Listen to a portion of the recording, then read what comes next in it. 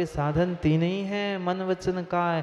आप संशय उत्पन्न करने वाली वाणी बोलोगे, कर्म का आश्रय सामने वाले को नहीं, मुझे होगा। मैं अगर कर रहा हूं तो मुझे होगा, वह विपरीत शरीर की क्रिया कर रहे हैं तो मुझे होगा। इसलिए सोचो, ये पहला ध्यान है। कौन से पैसे पड़ेंगे? भगवान की वाणी पर, जिनवाणी पर श्रद्धा करना। इसमें कौन सी तपस्या लग रही है? कोई आसन लगा के बैठना नहीं है, ना धूप में खड़े होना है, ना घंटों घंटों बैठना है। जो जो तुम्हारी परिणति चल रही है उस प्रत्येक परिणति में यही निर्णय करना है कि भगवान की वाणी ऐसी है सो ऐसा है। हो गया, आज्ञा विचय नाम का पहला धर्म ध्यान हो गया। कर्मों का संवर, निर्जरा होना प्रारंभ हो गई। कोई मेहनत नहीं है। प्रारंभ के तीन ध्यान जो आज्ञा विचय, अपाय विचय और विपाक विचय, इन तीनों में भी कोई मेहनत नहीं है। कोई मिथ्या दृष्टि जीव की विपरीत परिणति देखकर यही सोचना कि बेचारा कितने मिथ्यात्व में, आतंक में डूबा है, कैसे इसकी इसके मिथ्यात्व की इससे कैसी छुटकारा होगा, ये सोचना अपाय विचय है। और विपाक, जो जो दुख कष्ट कर्मोदय के कारण आए हैं उनको कर्मोदय का कारण मानकर ही उसके विपाक के विषय में चिंतन करना। दुख नहीं मनाना, दुख के दिनों में अपने कर्मोदय और एकत्व भावना का चिंतन करना, यही विपाक विचय ध्यान है। और शुद्धोपयोग में ग्रहण किया है पंडित जी शुद्धोपयोग को उस संस्थान विचय धर्म ध्यान में, क्योंकि संस्थान विचय के पुनः ध्यान भेद किए चार। रूपस्थ कल भी समझ रहे थे, रूपस्थ, पिंडस्थ, पदस्थ और रूपातीत। जो रूपातीत सिद्ध परमात्मा जैसा मैं हूँ, ऐसा जो स्वसंवेदन है, ऐसा शुद्ध आत्मा का वेदन है, उसका ही नाम शुद्ध उपयोग है। जो शुद्धोपयोग 14वें गुणस्थान में, 13वें गुणस्थान में होगा, वो 7वें 8वें में नहीं होगा, वो 6वें में नहीं होगा, पर होगा ये भी परम सत्य है। 14वें गुणस्थान में तो अन्य कुछ भी नहीं बचा, 13वें में भी मात्र थोड़ा सा वह योग किंचित कथनचित बचा है, पर वहाँ तो वास्तव में शुद्ध उपयोग है। यहाँ उपचार से शुद्ध का ध्यान चल रहा है, इसलिए शुद्ध उपयोग है। बहुत गहरा सिद्धांत समझना होगा। क्या पंडित जी, सुरेशन पंडित जी, 4थे गुणस्थान में शुद्ध उपयोग आप मानते हो क्या? आप मानते हो क्या? सोच समझ के निर्णय करके बोलना। चंद्रेश जी, 6वें 7वें में तो अपन ने सिद्ध कर लिया, 14वें में आगे है ही, पर 4थे गुणस्थान में कहने वाले कह रहे, इसलिए पूछ रहा हूं, क्या शुद्धोपयोग की पंडित जी भावना रूप परिणति नहीं है? अंतर समझना। 6वें इसलिए कह रहा था 14वें गुणस्थान का शुद्धोपयोग 7वें में नहीं है, 6वें में नहीं है। और जो 4थे में कथनचित शुद्धोपयोग की अगर व्याख्या कर रहे हो तो वो मात्र और मात्र पंडित जी भावना है। जैसे कुछ दिन पहले चंद्रेश पंडित जी कह रहे थे मैं भाव मुनि हूँ, भाव मुनि और भावना मुनि में जैसे अंतर है, ऐसे भाव शुद्धोपयोग और माँ भावना शुद्धोपयोग, इसमें जमीन आसमान का अंतर। 4थे गुणस्थान में वो निर्णय करेगा कि मेरे ही भीतर शुद्ध आत्मा है, उसके शुद्धोपयोग से ही मेरा कल्याण होगा। ये उसका जो भाव भावना और श्रद्धान चल रहा है, वह भावना से प्राप्त किया शुद्धोपयोग है। चंद्री जी, अंतर समझ में आया क्या? कंफ्यूज मत हो जाना, नहीं तो तुम कहीं कहने पहुंच जाओ कि महाराज जी 4थे गुणस्थान में शुद्धोपयोग कह रहे हैं। हाँ कह रहा हूँ, पर पंडित जी भावना शुद्धोपयोग है। भावना और भाव भिन्न है। भाव यानी वस्तु साक्षात, और भाव नहीं है वह भावना। जहां भाव नहीं है, वास्तविक पदार्थ नहीं है, पर वैसी भावना चिंतन चल रहा है, वह भावना है। उपचार से है वह 7वें गुणस्थान भी 4थे गुणस्थान से उपचार जन्य शुद्ध उपयोग है, पर तारतम्यता से शुद्ध उपयोग है। वहाँ तो पूर्ण ही शुद्ध ही उपयोग है। 14वें गुणस्थान में ज्ञान शुद्ध, दर्शन शुद्ध, सब कुछ शुद्ध, इसलिए उनका शुद्ध उपयोग है। सातवें में तो है ना, पर 14 जैसा है क्या? नहीं है। सोना सोना ही है। वकील साहब हाथ में अंगूठी है? सादीलाल जी अंगूठी है क्या? बोलो ना, मैं नहीं लगा, मुझे चाहिए नहीं, मैं हाथ नहीं लगाता हूँ। बोलो ना, सोने की है ना? सोने की है क्या? कितने कैरेट की? 22 कैरेट की। तो 22 कैरेट मतलब शुद्ध होता है क्या? 24 कैरेट शुद्ध होता है, पर फिर भी 22 कैरेट की है तो सोना नहीं है क्या? सोना तो है, पर 24 का नहीं है। चंद्र जी आपको समझा रहा हूँ, 14 गुण स्थान का शुद्धोपयोग 7वें गुण स्थान का शुद्धोपयोग है, पर वो 24 कैरेट का है, ये 18, 16, 22 कैरेट का है, इतना ही अंतर है। यही परम सत्य है। पर क्या करे पंडित जी, जीव समझते नहीं है इस बात को। कहते हैं मुनि है ही नहीं है, पंचम काल में मुनिराज होते ही नहीं, क्योंकि शुद्धोपयोग नहीं होता। शुद्धोपयोग भी होता है, और पंचम काल के अंतिम सांसों तक सच्चे भावलिंगी मुनिराज होते हैं। अंतर इतना है वकील साहब, 24 कैरेट के नहीं है, तीर्थंकर महामुनि जैसे नहीं है, पर है किसकी अंगूठी? है किसकी अंगूठी? जितनी अधिक डिजाइन होगी उतनी मिलावट अधिक होगी, पर अंगूठी लोहे, चांदी, तांबे, पीतल की नहीं कही जाती, कही सोने की ही जाती है। समझना, ऐसी ही परिणति है। चाहे निर्ग्रंथ मुनि भावलिंगी की बात कर दो, चाहे शुद्धोपयोग की बात कर दो, जो शुद्धोपयोग में है होता है, दोलायमान स्थिति में होता है, वही भावलिंगी मुनि होता है, और उस शुद्धोपयोग से ही हम संवर कर सकते हैं अशुभ का। पुनः कल समझाया था, शुभ योग से अशुभ उपयोग को दूर कर दो, पुनः शुद्धोपयोग से शुभ योग को भी दूर कर दो। आगे कह रहे हैं पुणो यानी पुनः शुद्ध व जोइन, शुद्धोपयोग के द्वारा क्या करना है? जीवस्य धम्मम शुक्लम होदी, धर्म और शुक्ल ध्यान होते हैं।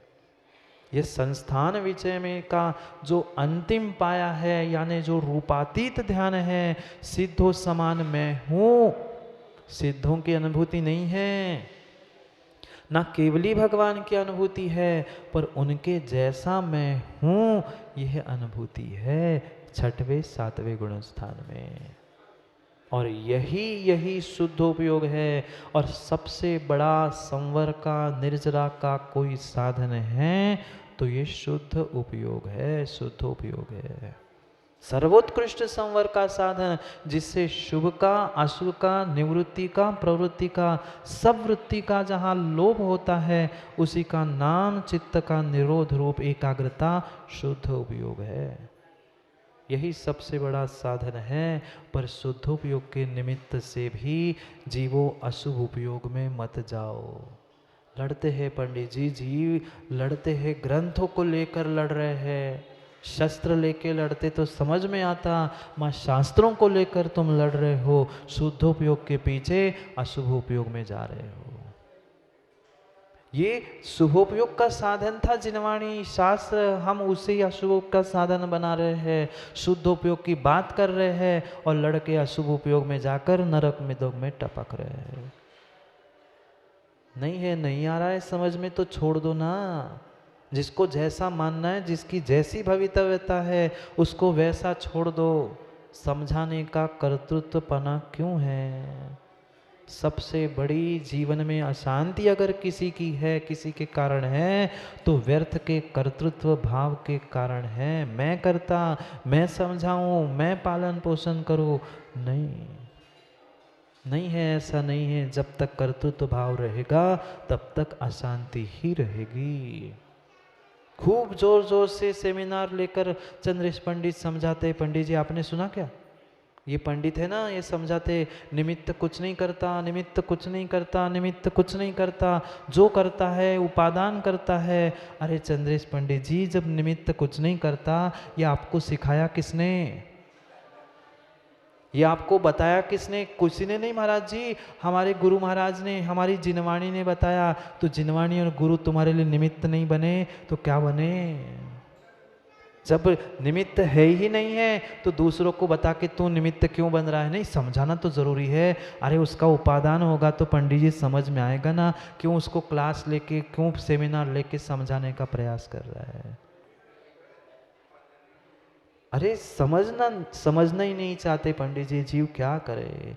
ऐसी परिणति इन विषयों में चल रही है, जब निमित्त करते ही नहीं है तो दूसरे को समझाने का कर्ता क्यों बन रहा है। छोड़ दो ना सब कर्तृत्व भाव, होता स्वयं जगत परिणाम, मैं करता पर का क्या काम।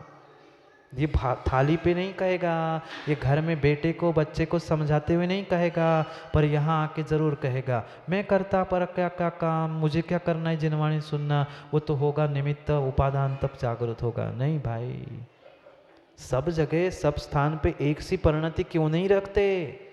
मंदिर में कुछ और घर में कुछ, दुकान में कुछ, यही तो माध्यस्थता संवर का साधन समझना है।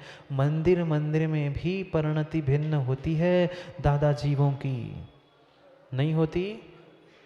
किसी मंदिर में कुछ, किसी मंदिर में कुछ, किसी संघ के साथ कुछ, किसी के साथ कुछ, यही तो परिणति करते आए हम राग द्वेष की आज तक। कल्याण किसी धर्मात्मा का अकल्याण नहीं हो रहा है। जो अपने आप को तथाकथित धर्मात्मा समझ रहे हैं ना, आप अपना ही अकल्याण कर रहे हो।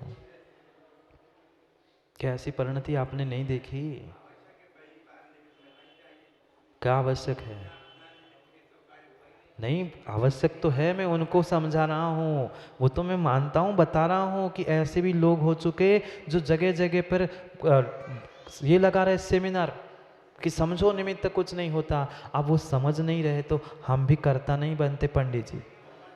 आप उनको भी कर्ता नहीं, आप उनको उनका कर्ता नहीं बनना है। विषय आया कह दो छोड़ दो, फिर तुम्हारी जैसी मति वैसी गति, तुम जानो तुम्हारा काम जाने। तुम्हारे समझाने के पीछे भी हम अपने भावों को नहीं बिगाड़ के रख दे। तुम्हारे पद्धति तुम जानो, हमने तो कह दिया। कल कहो मत कि हमें कोई कहने वाला नहीं मिला था, हमने अपनी बात रख दी। अब तुम्हारा होगा नियोग तो तुम जानो, नहीं तो जैसे कुंद कुंद स्वामी कहते हैं ना, जम रुचे तम कुछ जा, फिर तुम्हें जो रुचे वैसा करो, हमने तो कह दिया भैया। ऐसा राग द्वेष सबके साथ भिन्न भिन्न परिणति करने से तुम्हारा कल्याण नहीं अकल्याण हो रहा है। मत करो किसी से राग द्वेष, किसी के राग के पीछे किसी से द्वेष मत करो। किसी को उठाने के चक्कर में किसी को दबा रहे हो, वो दबे ना दबे, तुम्हें कर्मों के ने दबा लिया है, इतना पक्का मान लेना। आज पुण्य के उदय में दादा जीवों को समझ में नहीं आ रहा है, पर जिस दिन ऐसी कहावत है ना बुंदेलखंड में, जब भी पाप चिल्ला तब मगरे पे बैठ के चिल्लाता है। जब दिन बदलेंगे तब पाप भी मगरे पर बैठ के चिल्लाएगा, फिर समझ में आ जाएगा। माध्यस्थता ही संवर है, वही संवर है, वही संवर का हेतु है। इसलिए ध्यान कौन सा, आर्द्र रौद्र नहीं, वो तो छोड़ना था, वो तो छोड़ना था। माँ चिट्टई माँ जंपई माँ चिंतई किम भी होण थियो, अप्पा अप्पम रहो इणमेव हवम परम झाणम।